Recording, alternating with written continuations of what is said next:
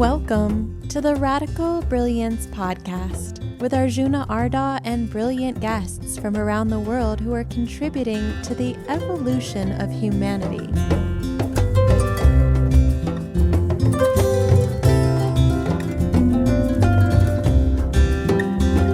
Today's guest is Roger Hamilton, who's going to talk to us about how to speed up and slow down time. So here's your host, Arjuna Arda.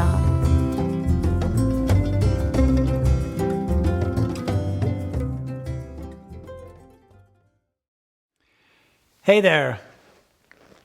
Many years ago, I read a fantastic book by Hendricks called The Big Leap. And in this book, which I highly recommend, he has a chapter called Einstein Time. And it contains in it the most unbelievable insight that just absolutely rocks your world and changes everything. So what is time? Right? So time is this sort of commodity. I don't know if you ever saw that movie. I think it's called In Time or something, which is actually where instead of money, people are transacting time. So really rich people have a lot of time left. Really poor people are just living minute to minute. Fantastic movie, just in its analogy.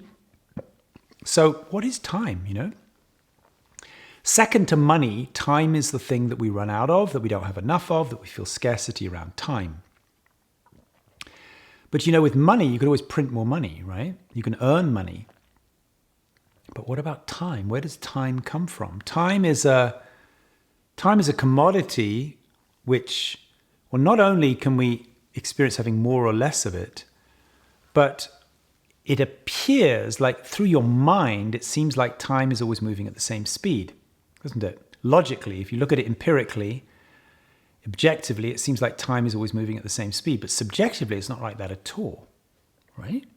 Actually, subjectively, a minute sometimes goes past really quick, and sometimes a minute can just last forever. And sometimes you want time to go really quickly.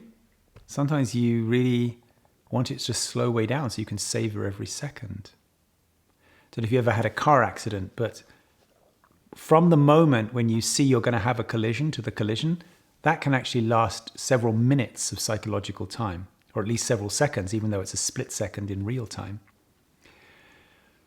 So the point about this book, Hendricks' book, The Big Leap, which has this chapter on Einstein time, is he recognizes that who you are, your true nature, is that out of which time is created. Think about it.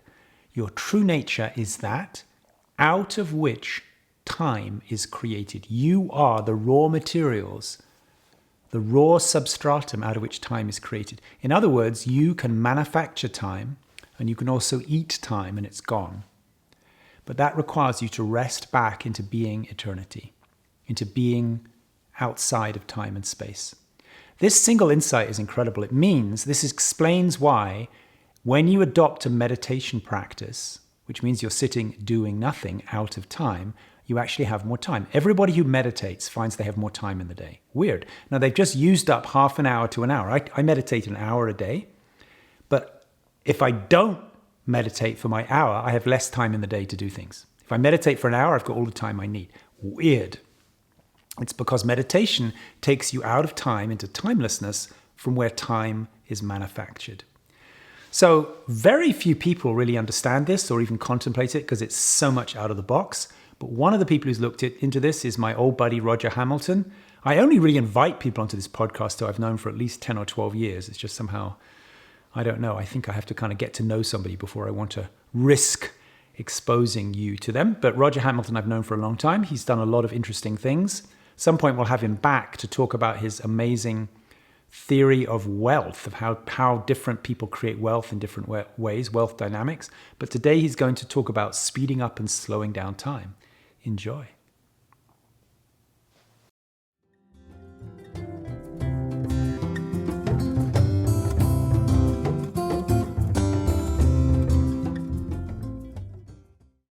Hey, Roger. Hello. Hey, How's it going? great. Thank you so much for taking some time. We're here hanging out in Mexico, basically on vacation together. Yes. And I wanted to grab you to take some time out of time to talk about time. Cool. We were in a kind of impromptu gathering yesterday, part of Open Space, and you had some amazing thoughts about time that totally reinforced kind of creeping suspicions that I've had that kind of rip the fabric of established reality. And so I'm just going to kick it off, and then I want to come back to what you were talking about yesterday. So just to introduce it, I've been having this recognition that there's absolutely no way to know if time is always moving at the same speed, right? Because if in fact time sped up, whether it was for everybody or just for you psychologically, you wouldn't know, because all the clocks would speed up simultaneously, right? So it would still look like an hour, and any empirical way to verify it would say it was an hour, but all the clocks could have done their hour in, the equivalent of 5 seconds, and it would just feel really quick. And simultaneously, time could really slow down, and you would feel it, but all the clocks would still do their hour.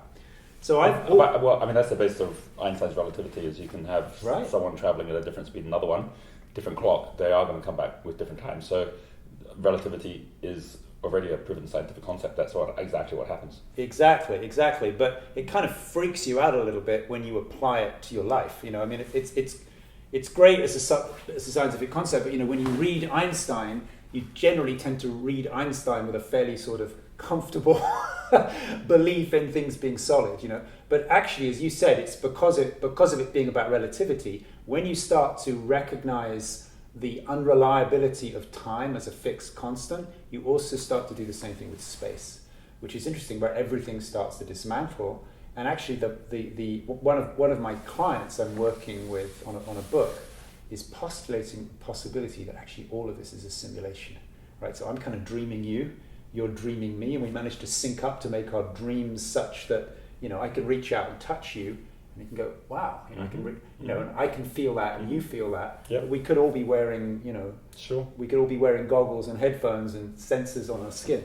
So let's go back to what you were talking about yesterday, because you had some really interesting ideas about how you can, recognizing the unreliability of time as a fixed constant. You started to talk yesterday about how you can deliberately find ways to slow it down and speed it up, actually to increase your artistry in the way you live your life. Well, I think everyone who's ever played a sport, for example, knows what it is to get in the zone or to get in flow when time slows down. And so you can suddenly do amazing things within the football pitch, or with music or anything, where you are basically experiencing time at a different speed to other people. And I think a lot of people, we're never taught at school how to control time. But if you actually look at anyone, it's like the last thing you're taught. Sure, right? Yeah. In fact, if anything, it's the opposite. It's about Chronos time. So I was talking yesterday about how the Greeks had 2 different gods for time. There was Chronos and there was Kairos. And Chronos was mechanical time, which is what we have to do when we follow the bell. Even if we haven't finished our work, we've got to go to the next class. And it's about mechanical time, where it is all going at the same pace, no matter what, for us and everyone else. Whereas Kairos is magical time, which is those critical moments. It's like if you speak to someone who's a sports person about the game afterwards, they don't go through it minute by minute. They go through those critical moments where to them the entire game, there's times in the game which was all basically compressed time, where they don't even remember what happened, and then there's a really critical time when they actually had the ball in front of the goal, or they had the ball throwing for the hoop, and those elements are the fundamental ways that they think of the game, and in fact they go into the game already with those in mind. In fact, they've played those so many times that when it actually comes up, it just becomes automatic. So most people don't think that all of their success in life comes by controlling time, but if they look back, they realize a lot of their missed opportunities were just not being conscious at those moments when time was zipping by and they should have slowed it down, and then they missed the moment. And then other times where they've actually slowed time down way too much in places that aren't even relevant or aren't even important, and then that creates stress in their lives, anxiety, because they don't feel they're in control of their lives. And when someone says, I don't have enough time, we've got the same 24 hours. So it isn't about how much time you have, it's about how you're experiencing that time. And everyone has the ability to slow and speed up time, which is what we're talking about. Right, great. Let's break this down a little bit. There's so much in what you just said there. So much, God. Okay. So let's break this down a little bit, because you've referenced time. There are points when time really slows down and goes slowly, and where, it was 5 minutes, but it really felt like an hour. Sure. And then the opposite, where things go really fast. Yeah. And, you can't hardly keep up with it. So I'd like to maybe focus on each of those separately. Which one would you like to start with? Well, why don't we start with just why it's important to be able to control time, right? Sure. I think that's... But let me just... That's good. But let me tell you where I'd like to go. Sure. I'd like to focus on each of those, the speeding up, the slowing down. Okay. And focus what's true, what do we know about Yes. a time when it's slowed or a time when it's sped up, and why might we want to choose certain events for either one, and then what do we do to orchestrate it that way? Yeah. Does that sound good? Yeah, absolutely. Yeah. That make it very practical. Yeah.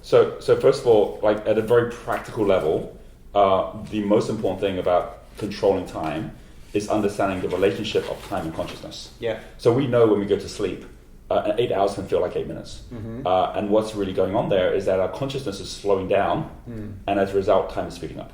So there's a direct correlation between consciousness and time. So if you want to slow down time, speed up consciousness. If you want to speed up time, slow down consciousness. Hold on a second. Let's just define what you mean by speeding up or slowing down consciousness. Would that mean the speed at which thoughts are moving, for example? So if you think of your consciousness effectively having a frame rate, right, which means basically the amount of frames per second. If you were on doing a video, if you are doubling your frame rate, when you play back, it actually is half the speed, right? So as you increase frame rate, which is basically your experience of the world, which you have the ability to do, we all have the ability to do this, but most of us aren't thinking in that way, then we have the ability to speed and slow down time as a result of it. And if I take it one step further and say there's a relationship between consciousness, time, and light, right? They're all linked together.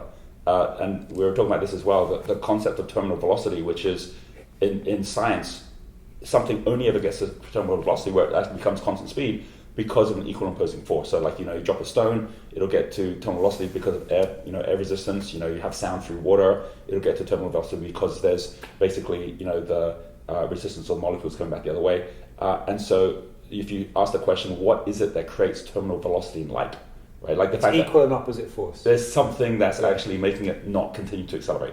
And if you say, well, what is that thing? And if you actually go look in science books, they don't even ask the question, right? You Google it, you won't find an answer. So you're talking about what is the equal and opposite thing for the speed of consciousness?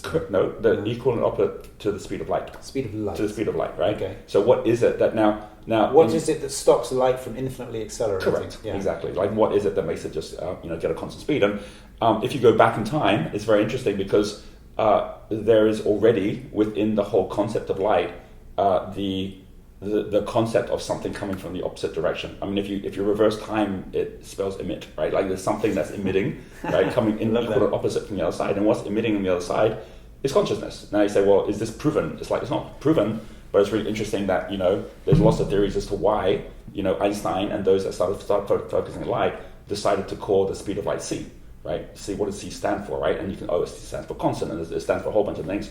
There was a whole bunch of conversations that took place between the likes of Einstein, someone called Wolfgang Pauli, who was one of the really founding fathers of quantum mechanics, Carl Jung. And there was a school which is called the School of Wisdom. Also. Niels Bohr, yeah.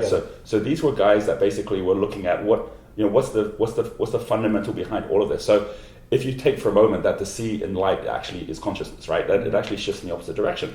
And then you say, well, then if we can actually have an experience where when you actually speed up time and you're slowing down consciousness, at that point light is constant. But what happens if you change one of the other variables within that to the speed of light as well, right? So because all of these three things are interlinked to each other. And we have a bit of a triangle that we've written, which is TLC, which is basically saying... And it looks like that, right? That's right. It's got light at the top. Yeah. And so basically science is so easy to understand the moment that you have a triangle. So as an example, if you think of the relationship between mass and volume and density, right? We know that at the end of the day, you multiply mass and density, which are the two bottom ones, and the volume will increase, right? But if you actually double the volume, then the density halves, right? And if you double the mass, then the density doubles, right? So once you have a triangle, you can see the relationship between each of these things. When you do this with time and light, say, well, how they link to each other, and you actually add the consciousness in, it makes a lot of sense in terms of how you can then practically use it. So if you think of light being at the top, and then you then got time and then you've got consciousness, then light effectively is the multiplier of time and consciousness. The moment consciousness disappears, the moment we die, right, then light disappears, right? It's not there anymore. Time disappears. It's all there as a result of consciousness, and vice versa. There's that great, like parable about the two monks who are going to their master because they're having an argument about what they're seeing, and one of them says, there's this flag and it's waving, and I say the flag is waving, right? My friend here says, no, it's not the flag that's moving, it's the wind that's moving. And then the master says, actually, it's neither of them, it's your consciousness that's moving, right? It's like, it's consciousness that actually creates life in itself, and the moment consciousness disappears, it all disappears. So if you then say, well, then what happens if light is constant, and I were to double my consciousness rate? The answer is, well, time then halves, it slows down, and vice versa. So a very practical example of this. If I was in a queue, and I knew I was going to be there for an hour, I know there's things I can do which will slow my mind down. So for example, I can read a book. Reading a book will make time fly, because the actual pace of your consciousness is now at the pace of the words. And so as a result of that, you can read a chapter and an hour's gone by, right? Whereas if you're there and you aren't doing something like that, and you're actually just like looking at everything around you, and as a result of that, time just takes forever, or you keep on looking at your watch, and it's like, time goes forever. So the whole thing about, watch kettle never boils is because your consciousness rate is at such a rate of slowing down or speeding up in that case, that time seems to last forever, right? Let me just throw in a little question here, because I just, as you were saying that and I was visualizing those two things, I realized the time when we often read a book is at night before we go to sleep, right? So you're saying when you're reading a book, you're slowing your consciousness down. That's right. And you're speeding up time. That's right. There's also an effect on physiology, right? Because actually the corollary of that is your body relaxes. Yes. So what's the relationship between physiological relaxation and the speed of time and the speed of consciousness? It comes down to the difference of awareness and focus. If you are increasing your awareness, you'll find that time slows down. If you increase your focus, you'll find time slows down. But if you're not being aware, time speeds up, right? Which is why if someone's in a situation where you're not even aware that it's an important moment, you're in a business meeting and it's really important when you're in an interview, right? You're in the exam, and at that point, if you're not careful and you're not aware, you're going to end up making all the wrong mistakes in the wrong time, because you're not in control of time at that point, right? Focus is the same thing, right? The moment you really focus on something, then time speeds up. Right, so focus is the opposite of awareness, right? Like at the end of the day, focus is density of consciousness. Awareness is breadth or width of consciousness. Yes, right. And it's like a sprinkler system, which basically is like sprinkling, which is very light, or it's a hose, which can go real fast. That's the difference of awareness and focus. But if you're not controlling either one of them, then you've got a challenge. And like what I focus at mostly actually isn't sports people; it's business people. It's like entrepreneurs. And in the entrepreneur case, more than now than ever is so important, because time is moving so quickly that people have to be very clear when is their critical moments. If they design their week and they say, what's my critical moments this week going to be? Is it going to be the business deal I'm going to do? Is it going to be the conversation I'm going to have with my team? Is it going to be like, what is that? And you've got to design it ahead of time, or else you're going to go through the week and feel like you've done nothing. And then understanding also that if you think of what Buckminster Fuller calls control time, he says wealth is control time, meaning most of us think that our success is out there somewhere. But if you think of something like a flower, and you say, okay, where's the success in a flower, right? Like at any moment, where's the success in it? It's realizing that there is a particular pace which is absolutely right to create flow and life in that flower. If you water it too much, it's going to die. If you water it not enough, it's going to die. And so there's this kind of fine line, which is the Goldilocks zone, which is when it's in flow, which is where life all happens. All of us in our business, most of us, we could actually get within a week to the flow we're looking for, or even less. But the issue is that we're either pushing the business too fast, and so it's burning out, like being in the wrong gear in a car, so it's burning out, or we're trying to start in too high a gear, which means it's stalling. And so when I look at a business, I look at someone, I can see the whole thing is down to the fact they haven't controlled time, right? They haven't understood how time turns into money, how at the end of the day, if you've got 10% profit in a year, it just means that you just had what was coming in being 10% more than what was going out. You just were 1 month ahead on that, and that gave you your 10% profit. So when someone doesn't figure out how to do that, and then your costs are ahead of your revenues, then it shows up in your P&L, right? So when I look at a profit and loss, or I look at a balance sheet, I'm looking at the musical score of time, and you can see when it's out of tune, and you can then get back in tune again. So it's very much like a musician. It's not like, practice, practice, practice because one day you're going to be good at music. It's about knowing at this very moment you can already be good, right? By just tuning in to basically where you're at and tuning in to the rest of the band. And that's where rhythm becomes so important as well. So coming back to the point about practically what you can do, when we are looking for ways to speed up time, is by slowing consciousness down. You can, I run, right? This year I'm going to do my first Ironman, and in that process, when you're on a bike for like 4 hours, or when you're running for a couple of hours, it can be painful if you're thinking at every moment that you're in this run and you've still got another hour and a half to go. If you slow down your consciousness, which is what happens, anyone who's run knows, to begin with, it feels like the first 5 minutes is forever, and then after that, every 10 minutes just ticks on by, and it's because their mind is going into this state which is allowing time to go real fast, right? They're slowing down the consciousness, and most of the time it's through physiology. It's by counting every 4 step. It's by counting their breath so you're not counting by the second, you're counting by something which has a much longer wavelength or much lower frequency, and so as a result 10 steps and you can already be 2 minutes down the line.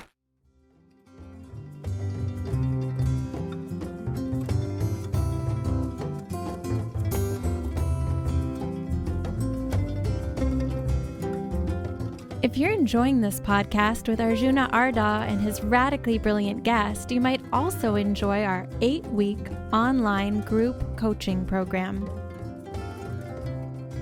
It's an opportunity to go deep and get stable in practices that enhance your own brilliance. We only take 20 participants at a time, so in a small and intimate group, you can go through the whole radical brilliance cycle.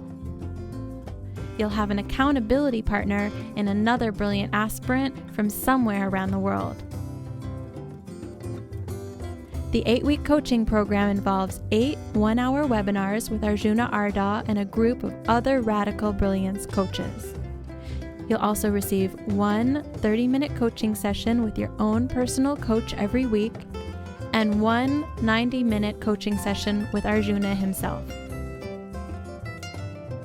It's the ideal opportunity to drop deep into yourself, into the source of your own creativity, and to get support for an entire 8 weeks of mining your own radical brilliance and bringing it forth into a project or creation that can truly serve the future of humanity.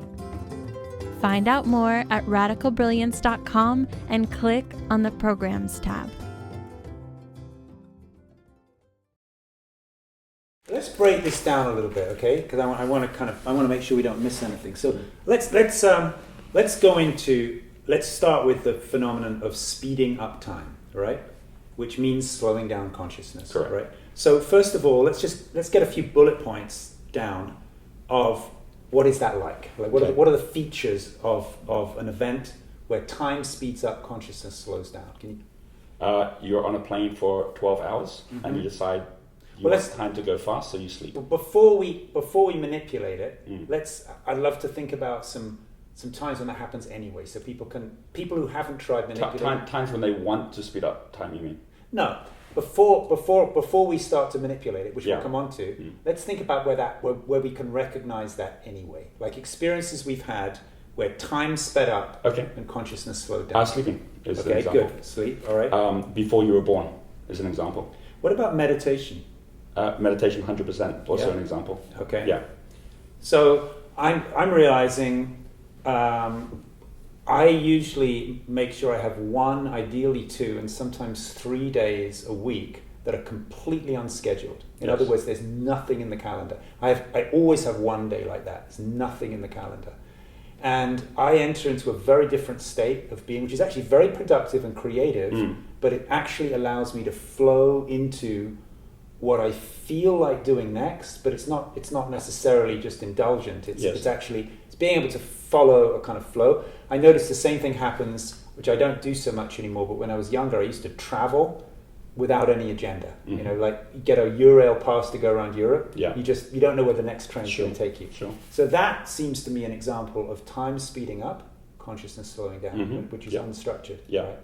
Good. So we've given some examples. Are there any? I think we mentioned that your physiology relaxes at that time, right? Would that be true? It's true. Yeah. Your breathing would go slower, so your whole rhythm is slowing down. Yeah. And then that allows consciousness itself to slow down as well. Right.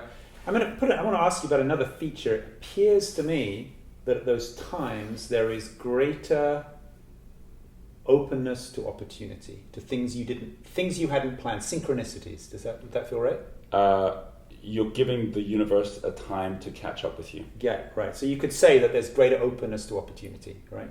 I would say at the right pace. If you go too slow, then it also misses. Okay. Yeah. Okay. So you're kind of slowing down to the speed at which synchronicity happens. If you think about a surfer and a wave, it's the same thing, right? It's like knowing that there are certain times that you, like with the wave coming, you need to speed up to get on the wave, and then you surf, and other times, and if you're not tuned in to what's happening there, you wouldn't experience that. And I think that's one of the biggest challenges. It's not just about, oh, I don't have opportunity, so I should slow down, because it may be you're already going too slow, right? It may be that the wave's already broken, and now's not the time to be slowing down. So the Chinese do this really, really well in the way that they actually understand how time itself has a pulse. And it's the moon cycle which creates the pulse, right? And the way, like we're over 70% water. We've got the Earth over 70% water, 80% water, and you've got basically this pulse that takes place where, as a result, and animals know this, right? That there is a time for everything, and so understanding Kairos time and how Kairos time pulses, it doesn't all just become mechanical. Whereas, so it's not prescriptive. I just got to slow down. You've got to actually sense what's going on, and every surfer, anyone who is in a sports game, anyone who is in business needs to tune in to the flow of the market and tune into the flow of their team. One of the biggest issues with many people is they start hiring a team and they're not sensing what the pace of each team member is, which is definitely very different from the founder. So the founder ends up burning everyone out, right? And then blaming the team for not getting the result, as opposed to realizing now's the time more than ever to tune in, just like a gardener would tune into the garden. Brilliant. So for those, I don't think you've had a chance to look at Radical Brilliance yet, my new book. But for those people who know the Brilliance cycle, we're talking about 6 to 9 on the cycle. So it's a cycle like a clock. Yeah. So let's think about what are some times in our lives, some kind of opportunities or events where we tend to have our consciousness going too fast. It would be a good idea to slow it down. And in other words, time is going too slowly. We want to speed it up. So what are some times where people typically miss the chance to slow down consciousness and speed up time? So let's take a few different areas in life, right? If we took an area like relationships, then no question, almost all conflict happens as a result of mismatch of time. All right. It's like if you really get that, like in that conversation, when you want to get your point across, and that other person has something to say. Beautiful, yeah. Unless you actually slow down and give a chance to fully open. Great example. So I've noticed with my wife, if we're having a mismatch, what I actually need to do is just actually listen and ask questions, right? Which actually that slows it down. That's right. I'm thinking a really good example would be lovemaking. I don't know. Did you go to that talk yesterday with Chun-Yi Lin? No, I missed that one. Okay. But I heard about it. Yeah. So he was talking about slowing down sex, and sex is something that generally people do faster than would be a good idea, right? But another good example, right? Yeah. If you take this from the point of view of, let's say, our day-to-day, if you're running a business, where most people get it really wrong is in front of a customer. Yeah. Like, when you're in front of a customer, if you're moving even just slightly too fast, then that customer's going to feel you're pushy and they're going to run a mile, right? Understanding that there's a time, and at the beginning of any conversation, that they're wanting to move quickly at their pace so they're not wasting their time.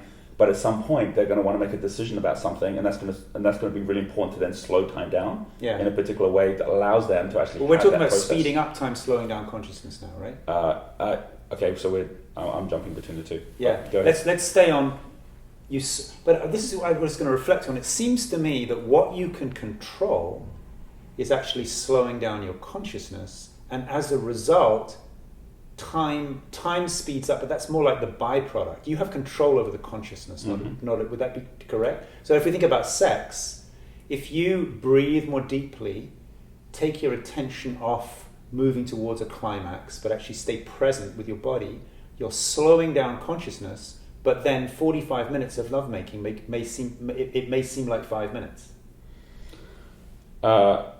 Yes, but what I would say is that there's a whole element around this, which is where what you're talking about specifically here is how you can actually slow consciousness down in a way that actually speeds up time, right? Yeah. You don't want to be doing that when it comes to lovemaking. You want to be doing the opposite. Okay. You want to be remembering that moment. You want to be in that moment. You want time to slow down, not to speed up. Okay. Right? Okay. So in the way that you actually get time to slow down, which actually happens naturally anyway. So we're on to the separate subject, which is how do you actually create a memorable moment, right? Okay. Like in the same way that if you're a footballer and at that critical moment, right, you're not even there because you're not noticing that time is so important, and so you're going right past and you miss the goal, right? Same thing in sex, right? If you're actually in it, if you're in lovemaking and it happens in a minute, and it's like it might be 40 minutes, but you're not even noticing that because your heart rate is so high, everything's moving. Like, and so if you're you actually want to get to a point where the time itself feels like it's forever, right? So that 5 minutes actually feels like it's already like an hour, right? So you would do that by slowing down time and speeding up consciousness, then. Correct. Yeah. Exactly. And so what would that be? That's the opposite of what we're talking about. Exactly. So the body already has a number of mechanisms that does that. So for example, in an emergency, right? It's like, a car accident's happening, you're in it. Yeah. Like everyone will say at that point, it feels like it was forever. Right, exactly. And the reason that's happening is because adrenaline's going through the system. Yeah. Right? What's happening is that your frame rate is going up massively. Yes. Right? So as your frame rate goes up, everything slows down, right? Or your experience of time slows down. So to get to that place and to be able to do that is about understanding how even your breathing is going to change that, right?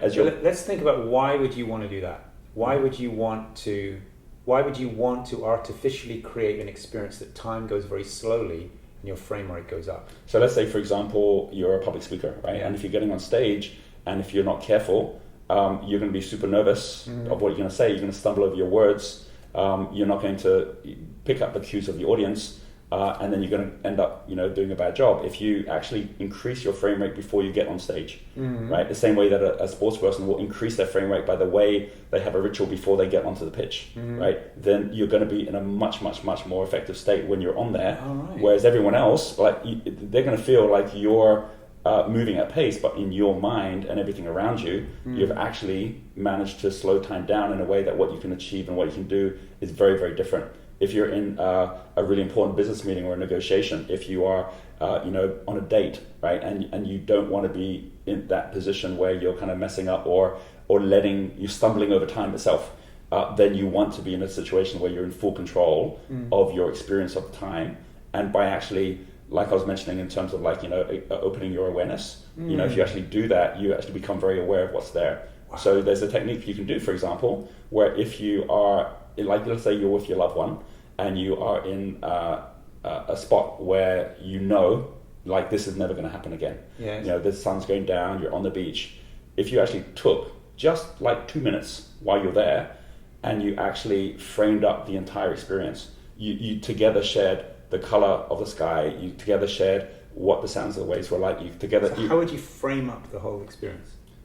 How would you frame it? Yeah, how would you said frame up means increase your frame rate, right? Yeah, slow down time. How would you do that? That's right. So the first thing is that if you can feel your heartbeat and your physiology increase the cycle rate, right, okay. as it goes higher, right, then you're going to actually start experiencing everything go slower and slower. This is genius. Right? And if you start seeing everything go slower and slower and you spot all the parts through awareness, so you see it, you effectively create a movie which you'll remember forever in a way that if you don't do that, the moment's going to go by, and then when you try and recall it, you can't even remember it that easily. Brother, my brain is sparking so much right now. I'm just having so many insights. So, what I've often done when I needed to do, when I was going to be doing public speaking, what I've often done is meditated before, which means slowing down my physiology. You're telling me I should do the opposite, actually. Absolutely. Oh my God. So absolutely. Actually, I'll give you an example of how we do it, right? Because I do a lot of talks. That's crazy. And the most important thing about the talk is to realize that your consciousness is not in your mind, right? Yeah. Your mind is in your consciousness.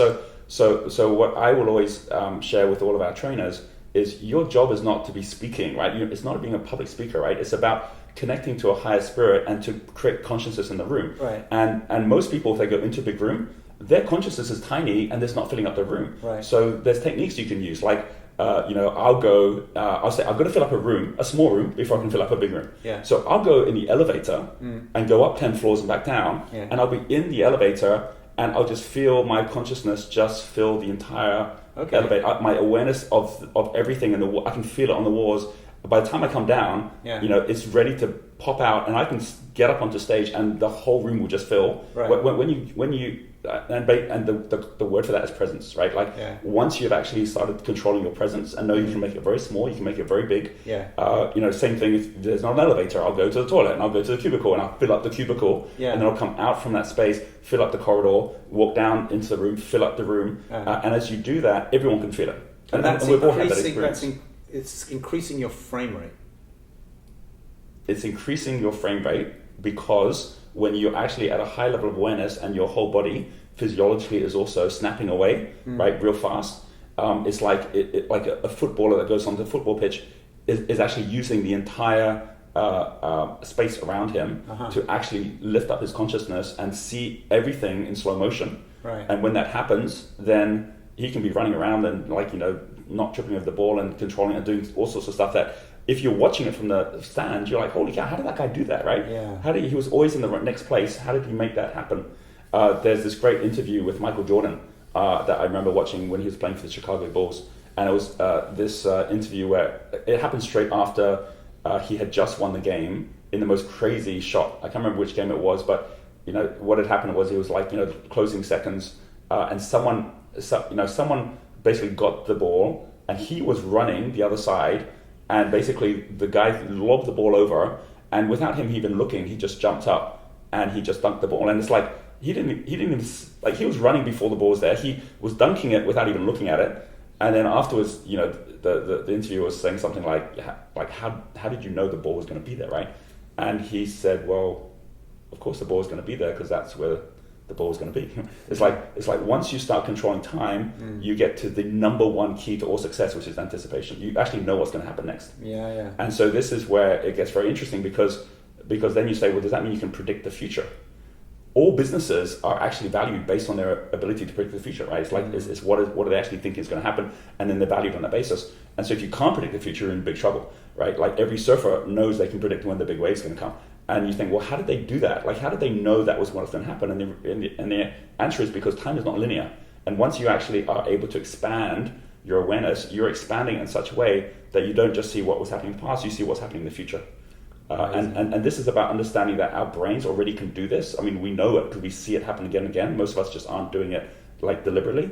And understanding that what the brain is best at is recall, but what most of us are doing is recalling the past. So that's called memory. And that's because when we go to school, the only thing we really learn is how to memorize, which of course in today's world is not a good thing to do, right? Because computers are going to do a way better job than you any day. Well, adapting to a world that no longer exists. That's right. And so, but that's only one type of recall. Mm-hmm. The much more important type of recall is not remembering the past, it's remembering the future.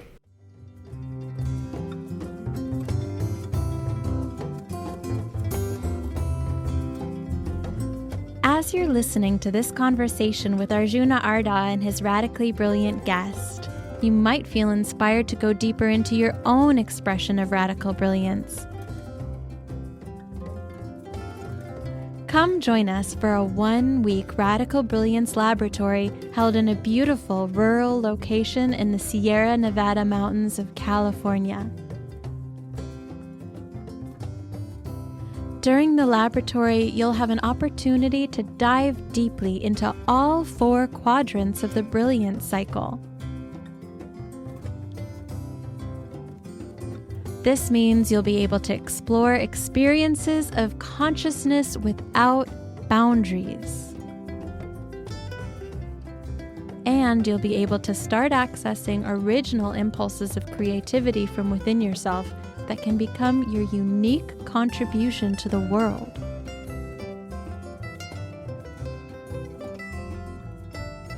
You can get in touch with your own learning and integrate mistakes that will allow you to mature and grow.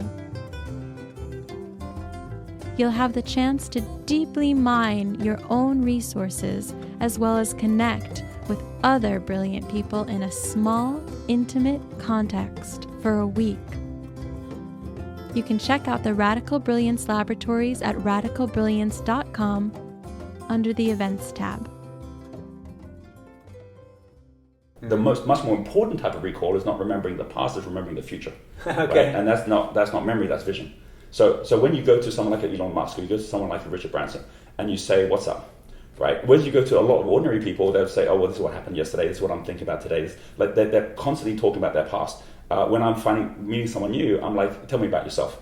Vast majority of people start from the past. They go, "Well, this is who I am. That's what I'm doing." Like, and they give you their resume. Whereas anyone who's really like in flow won't even think about the past. They're not even thinking about yesterday. They're saying, "Oh, well, here's what we're working on. Here's where we're going. Like, here's the mission of what they're constantly thinking about the future." And so the future then becomes their present, right? They actually then have a deliberate future which they've created. So the best way to predict the future is to create it, and every one of us can do that. You predict what's going to happen in the game, you predict what's going to happen in your business, you predict how much money you're going to make, you predict what kind of life you're going to have. Most people can't do that well because they haven't practiced enough their vision. And at the end of the day, as long as your memory is always stronger than your vision, then your past is always going to hold you back from your future. Absolutely. Yeah. The moment your vision becomes better than the past. I mean, for some people, best thing that would happen for them is a big knock on their head and they forget about their past and they have amnesia and suddenly they can do all the stuff they couldn't do before. Let me tell you a little story that reflects on that so nicely. I was working with a couple recently. We've been married a long time, and I wasn't primarily working with them about their relationship. It just came up and I said I'd handle it with them. So they'd been married a long time, and the love and the passion had kind of dissipated, and so I asked them about it, and one of the people in the couple said, well, when she does this, she tends to get critical, and then I tend to recoil, right? So using the present tense, right? She gets critical. She's critical. I recoil. These are present tense language. Yes. So I said, okay, well, how do you feel about that? And he says, is that what you want? I said, no, I don't want that, right? So it's using the present tense to describe something that's undesirable. So I said, well, is that happening right now? In this moment, is she critical and you recoiling? No. So why are we using the present tense, right? What you're saying is, I have a memory, a kind of generalized memory of this happening in the past, but it's not what I want to create. So actually the present moment is this kind of sort of gap, which, I mean, in an absolute way, it's a gap that doesn't exist in time at all, because everything is anything your mind can think about is either past or present. So in the middle, there's a kind of a non-existent gap where there's no time. Yeah. But everything he was saying is true now about the relationship was actually true about the past, and what the future is everything he wants, which is quite different. So I suggested to him, why don't you just try a simple practice of not describing your relationship using present tense. For the things that you don't want, that you have a memory of, you can use the past tense. For the things that you do want, and I taught them a little practice to do this, to actually just say, if there was something going on, to say, oh, I realized that in the past we've been doing this, but I don't really want that. Do you? I'd like this in the future. So we differentiated undesirable things that the undesirable things that we gave a past tense, they're gone, and the desirable things we gave a future tense. So it's a parallel to what you're saying. Yeah, I'd go one step further and say the moment you actually put the future in a present tense. Yeah. Like in that situation, if he says, whenever my wife pushes back on my thoughts or on my ideas, then I give her unconditional love. Yeah. And I listen to what she has to say. Right. If he and he might not be doing that right now, but by him actually saying that's what I want to do, and rather than saying here's what I want to have happen, he says this is what this is now going to be my present. Then it actually starts happening, and I experimented with that, but it was too big a leap because he said, "No, I get that." Yeah, he said, "Oh no, that's just not true." Sure. Yeah. So look, I'm going to do a little segue here, kind of reboot for a second, because I'm realizing people listening to this podcast, they're only going to have one question in their minds right now. Okay, I know that. Of everything we've said, there's going to be one question everyone's going to have: who the fuck is this guy? Right? Because this is so out of the box thinking. And I think not everybody in my audience is going to know about you. So let's just do a little background on you. So you and I, we both went to the same university, right? Mm-hmm. Little known university in England, right? Obscure university, right? Where you actually created those maps, right? Those maps of how to get around. Yeah.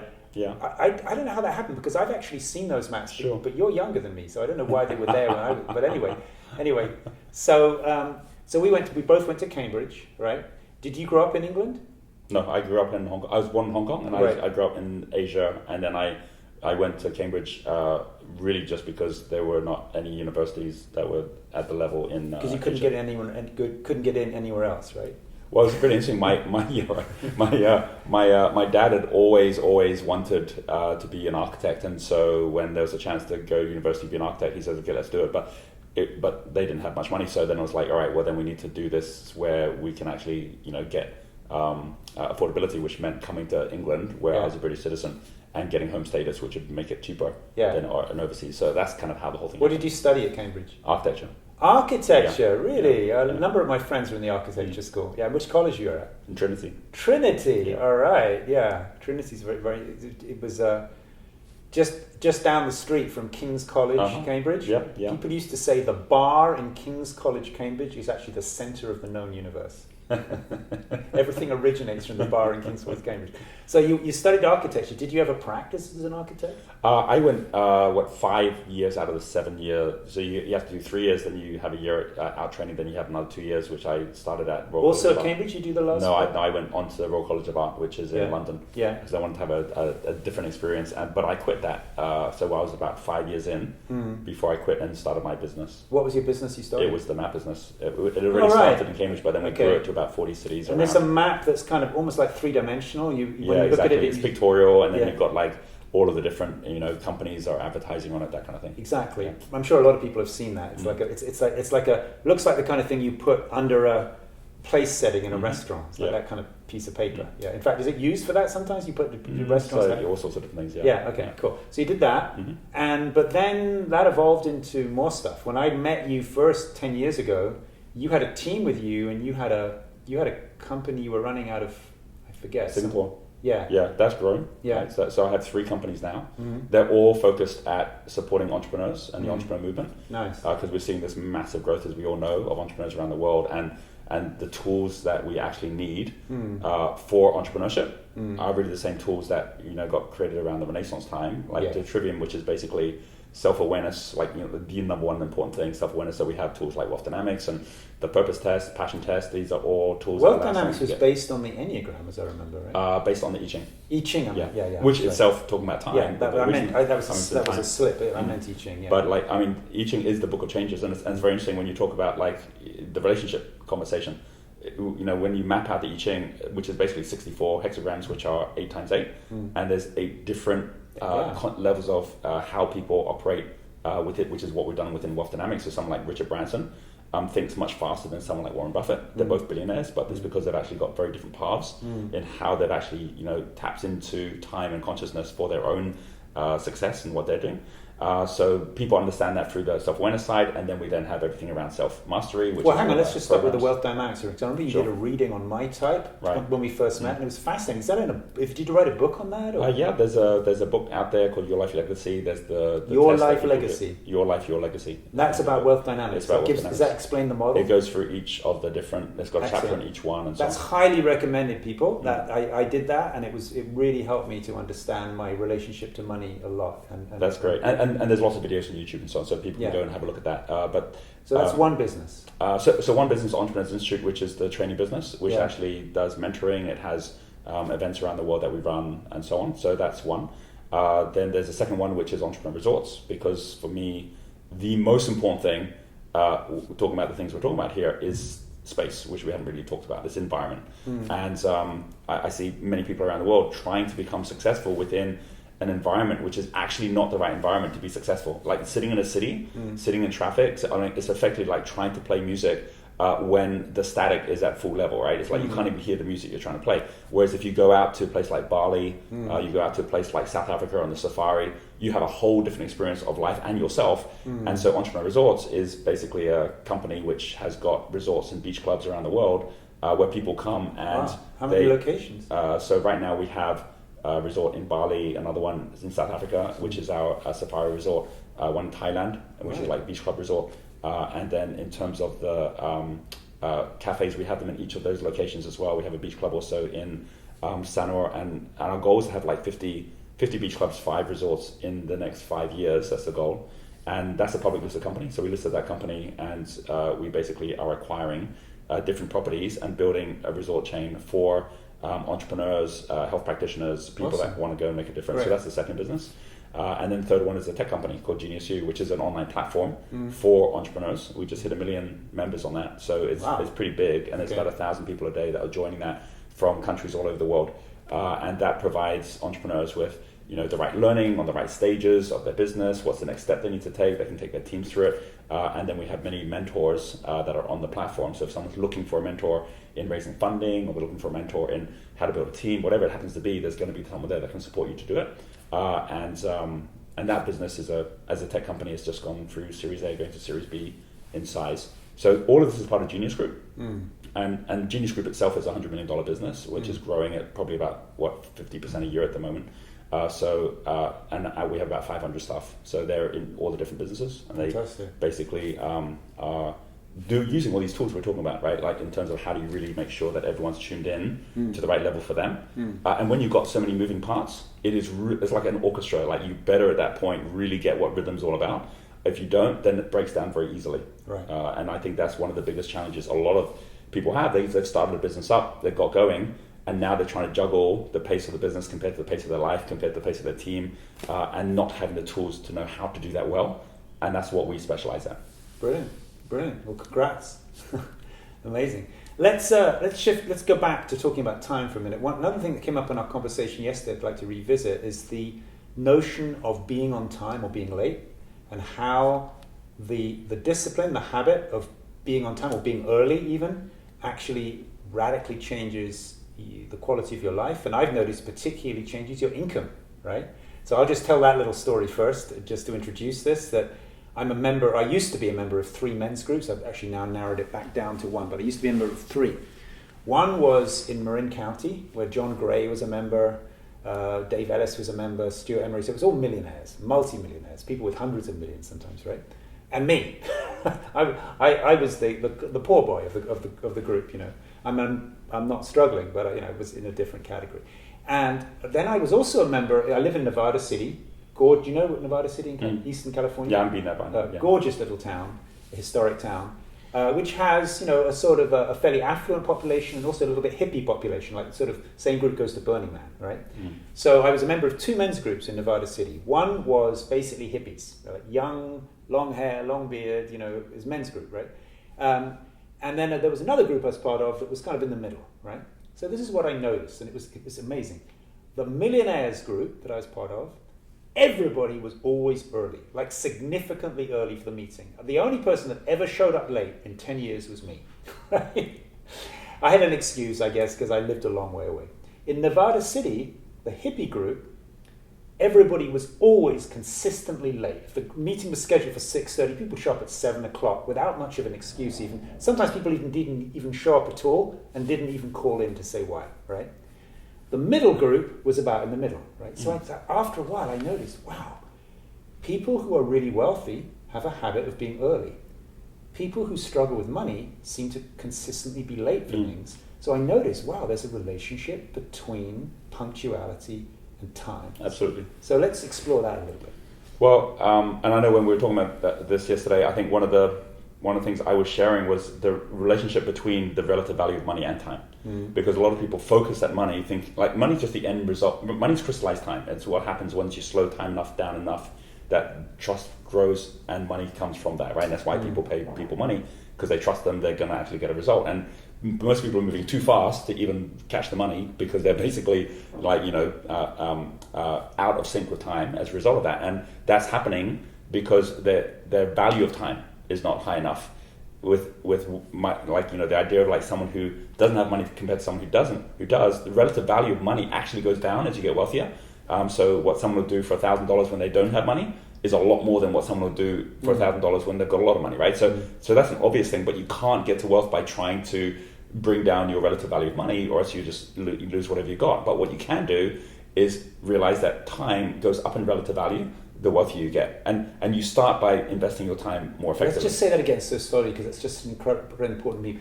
Time goes up in value, yes, the wealthier you get, right? The other way around. Okay. You get wealthier the more you increase the value of your time. Okay. So for example, if you're like, okay, I want to start a business or I want to make some money, but this evening I'm just going to go watch TV, right? You're clearly not valuing your time much, because you're putting it onto low level activities that aren't being productive, right? The moment you say, you know what, I value my time too much to just be wasting it watching TV, I'm going to invest that time to go out and meet some people that are actually successful that I'm going to be learning from. I'm going to spend that time on my knowledge. Like there's three ways that wealth gets created, right? And they're all three ways are based on capital. One is financial capital, which is the tip of the iceberg that we see, but the much bigger part of the iceberg is social capital, which is the people you know, and intellectual capital, which are the things you know. And if you start investing your time in those two things, I'd suggest the fourth that you referred to earlier, which is overlooked often, is presence capital, right? Yeah, so that's kind of more your spiritual quotient, right? Like how much you're actually tuning in to basically growing these things. And if you start realizing that the only reason that the people that became good at anything, whether it's wealth or whether it's like a musical instrument, is that they chose to invest their time more effectively. And they started that and consistently did that, and then they kept growing it.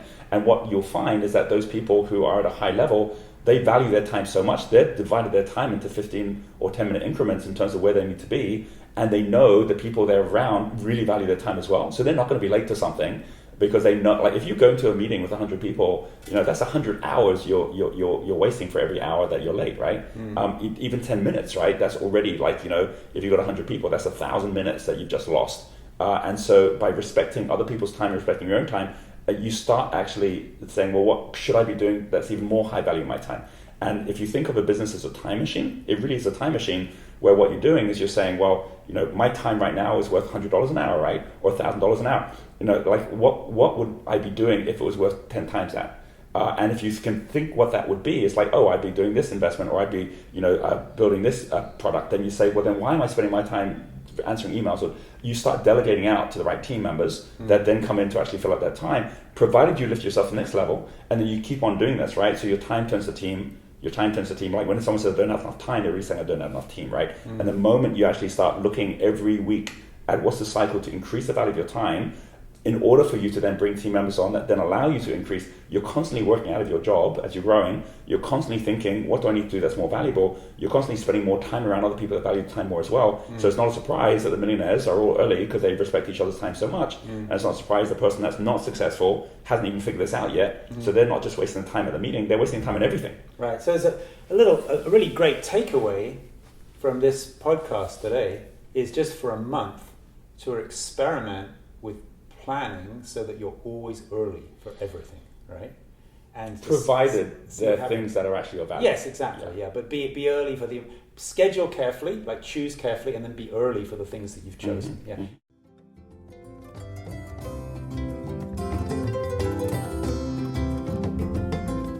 If you're enjoying this podcast, you might enjoy dropping by radicalbrilliance.com.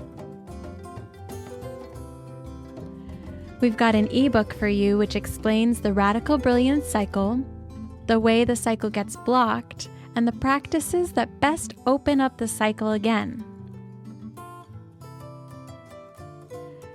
We also have 5 days of gifts and insights for you, delivered every day by email and video, which go much more deeply into the phases of the cycle, the ways that the cycle can become a kind of diagnosis of blocked brilliance, and a way to accurately find the right practice for each person.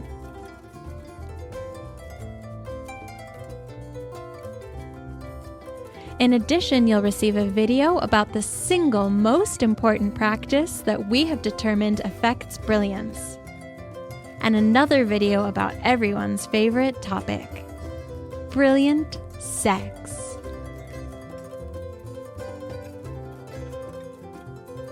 It's all totally free, prepared for you as our guest. Please come to radicalbrilliance.com. Register on the homepage and you'll receive the ebook right away. Then you'll be guided through the 5 days of videos to take you deeper into your own radical brilliance.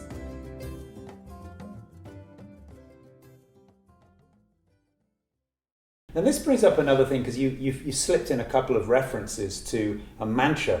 It's the most popular mantra on the planet today is there's not enough time, because we have access to so much information, so much connections with people that we didn't have before. I think you or somebody was saying yesterday that, previously if you wanted to do business with somebody in Asia, for example, it would take weeks to write the letter, put the stamp on the letter. We're only going back 50 years. Mail the letter. They'd have to get the letter. There'd be, completing a contract could take months of being mailed backwards and forwards. The fax machine, of course, broke that glass ceiling. But now we don't even need a fax machine. Now it's just everything's instantaneous. So it means you're bombarded with so many sources of information. So this is the big mantra. I don't have enough time, right? So, and this actually the most insightful, kind of mind-blowing idea I had about this that I think I mentioned yesterday I'd like to reflect with you on was a chapter I read in a book by Hendricks called The Big Leap. Have you ever seen that book? It's got a picture of a goldfish jumping out of a goldfish tank, The Big Leap. And he's got a chapter in there called Einstein Time. Right? And effectively in this chapter, he demonstrates that you, in your essence, in who you are in deepest meditation, you are the medium out of which time is created. Right? It's amazing. Right? So we've been talking about time slowing down and speeding up, which means you have a subjective experience of time. So he's saying actually all time is a kind of a wave or a web that is spun out of the ingredient out of which it's spun is who you are. So when you meditate, and you actually, let's say not because meditate sounds like an activity, when you enter into an expansive state of consciousness where there is infinite space and time disappears, you could say maybe infinite space and no time, which is eternity and just a single moment, you actually become the medium out of which time is created. And I've noticed this, that my wife's away now, so I've been gradually increasing my meditation time, right? When she was home, I would want more time for cuddling with her, so I would meditate like 30, 40 minutes. Now it's like, sometimes 2 hours, right, that I spend with my eyes closed, blindfold, just enjoying presence. So I'm taking actually more clock time out of the day, but I have way more time in the day. I've actually generated and created time. Absolutely. And I've also, I've noticed that doing that, and I don't know what the relationship is between time and money, but I've also noticed that my income kind of tripled in a month through synchronicity. So more time spent in timelessness gives you more time in the day and more income. So figure that one out with me. Well, I think you're saying just in a different way what we were saying earlier, which is that time is a construct of our consciousness, and so there's a relationship between those two. I think there's an extra element to this as well, which is not just what you're doing with that time, but what direction you're heading in with that time as well. So Buckminster Fuller talks about this concept called lag. Lag is the period of time between your thought and its end manifestation. So if you kind of like say, look, I'd really love to have someone that can kind of help me with my filing or with my something like that. If you are not following your purpose, like what the Japanese call ikigai, which is like your meaning in life, your purpose for being. If you're not following that, it's a bit like going upstream. It can feel like everything's really tough, and you're never going to have that manifestation show up, right? The universe is always rewarding whatever is heading in the right direction in the right way. And so you're never going to get it. And that's a really good clue that you're on the wrong track. It's like, I'm wishing for things that are not happening. When you're really on path, and we've all had this experience, where synchronicities show up, when you're really on path and you're doing what you're meant to do, then these things show up all the time. You can be thinking, I really want someone to help with my filing. Like within 5 minutes, the phone goes and there's someone who says, hey, by the way, I've got some extra time. Can I help you with anything? And you're saying, oh, could you help my filing? He's like, yeah, I totally can. It's like, great. And it just shows up because you are in this flow with the universe, and then it shows up in that way, right? I watch surf competitions and I see it happen. Like the best surfer is getting rewarded with the best waves, right? The waves are showing up for the surfer, right? And I think if you realize that you're always in this dance with the universe, right? It's always happening. Back to your whole idea of assimilation, right? Like you start from that place. As Jack Canfield says that, best conspiracy theory is that the entire world is, conspiring for your own well-being, right? Exactly. So and you think, oh, that's what the game is, right? And so if I'm not playing that game well, or if I'm forgetting what the game is, that's like a footballer forgetting they're meant to kick the ball. The ball's going to go flying by, you're not going to see it, right? Or you're going to be at the wrong part of the pitch where the ball isn't even there. But you start following the flow, you start finding out where the flow is, you find out where your own flow is, then everything starts coming your way. So your experience, which is like, hey, my money went up, like Like, Richard Branson, when he's asked, like, what do you do if your businesses aren't working so well? He says, I go to the gym. I look after myself, right? Like, if the universe sees that you're looking after yourself, then it shows up as well. Right? Yeah, I go to the meditation cushion, but same. Same thing, right? It's like, and if you think about it, like, in real scientific terms, the fact that every single moment there are cells in our body that are basically disappearing and new ones that are showing up. And all of us think, so when we die, we disappear, without realizing every day we're disappearing and recreating ourselves. And if you look at how actual, where did those molecules that come to us come from, right? Like, the whole universe is based on matter going to where it can be of most energy, right? Which means it's going to the highest energy points, which is why suns get created. It's why solar systems get created, like galaxies, is because all the matter and all the particles are going to wherever there is actually most energy. So if you're at high energy level, you're going to get molecules coming your way. If I have Roger molecules that left yesterday, I'll sometimes sit and I wonder where those Roger molecules went, right? It's like they've gone out somewhere, right? And who's got them now, right? Because they're part of somebody else, right? Right. And I think about, Isaac Newton, his molecules from his entire lifetime are still out there on this planet. Like, so is Einstein's molecules, so is Mother Teresa's molecules, so is Nelson Mandela's molecules. And so I'm like, well, who do I need to be today to track some of those Mandela molecules, right? Idea, man. That's great. Because we get to choose, right? Yeah. And if you actually think, well, if I'm going to be negative about things, if I'm going to be, basically someone who's not actually worthy of those molecules, guess what? They're not going to show up, right? They're going to go to somebody else. And so if every day you're realizing that you're actually, from a physical point of view, a new person from who you were yesterday, and you get to choose what level of energy you're going to play at, then you start really thinking twice before you start getting negative thoughts or start coming from a negative place where those molecules are going to be running a mile. That's a great idea. And what you've just done there, my brain is just thinking all kinds of new thoughts talking to you. I just realized why people want relics. Like, people will go to great lengths to have a relic of the Buddha, right?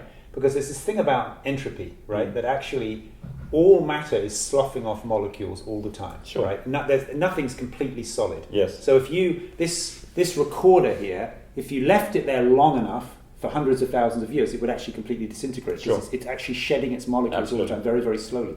So if you have a relic of the Buddha, like a piece of the bone of the Buddha, in your house, it's actually emitting molecules all the time. Absolutely. So that's why people want, a scarf worn by Mother Teresa, or who else was the people you said that you mentioned? There's Nelson Mandela. There's people like that. So you want to get a hold of Nelson Mandela's, beanie hat. Right, and because it's going to be sloughing off molecules all the time that become your molecules. Yeah, so that's a great explanation for why people want relics of people they admire.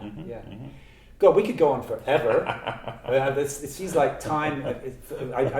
I haven't quite grokked this thing about time and consciousness, but time has really gone fast here, which means that consciousness was going slow, which I guess is a good thing because I enjoyed it. Right? Yeah, absolutely. That's the key to it, right? Is that when time speeds up.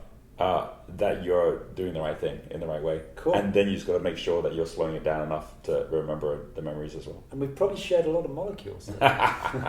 So thanks a lot. Awesome, thanks very much. If people want to know more about you, where's the first place they go? Probably just go to my website, rogerjameshamilton.com, and then from there... I'll say it slowly. rogerjameshamilton.com. Great. Yeah, and then or just Google Roger Hamilton and it will show up at the top. And then from there, all the different things I do all get connected. Brilliant. Thanks so much, man. All right, thank you.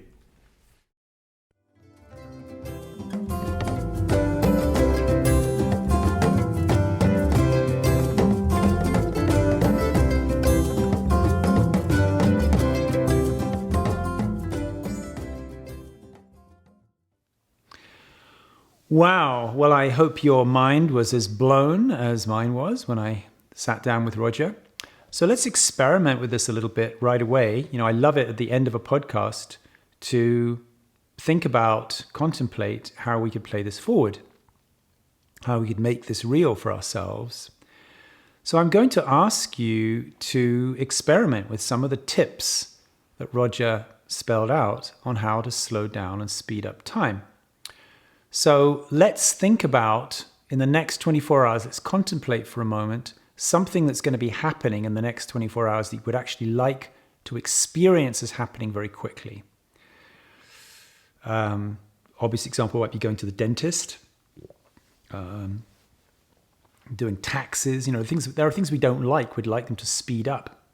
So you could practice the tools that Roger has suggested in your own interpretation of them. I'm not going to articulate them for you, because I'd like you to do that for yourself. But see if you can think of something where you can employ the tools Roger suggested to slow down, to speed up time so you can get through something more quickly. And then think about something you'd like to slow down. Now, for me, the most obvious example is making love. And I happen to have a date tonight. So let's think about, and the next time you make love, let's use everything Roger suggested to slow it down so that, however long you usually spend making love. If you're British, it's about 3 minutes. But if you're, tantric, it's like a little longer. But however long you spend making love, slow it down. Let's see if it can last forever, just through the suggestions Roger's given you. And please do go to radicalbrilliance.com, go to the podcast tab, you'll find this podcast. Let us know your experiences. I'd love to hear them. Our next call, our next episode, our next interview, our next conversation, our next brilliant dialogue is with Sam Horn, who is actually the mother of one of our previous guests, of Andrew Horn. So you can listen to Sam talking about how we have original ideas, which of course is all about what this podcast is pointing towards. See you next time.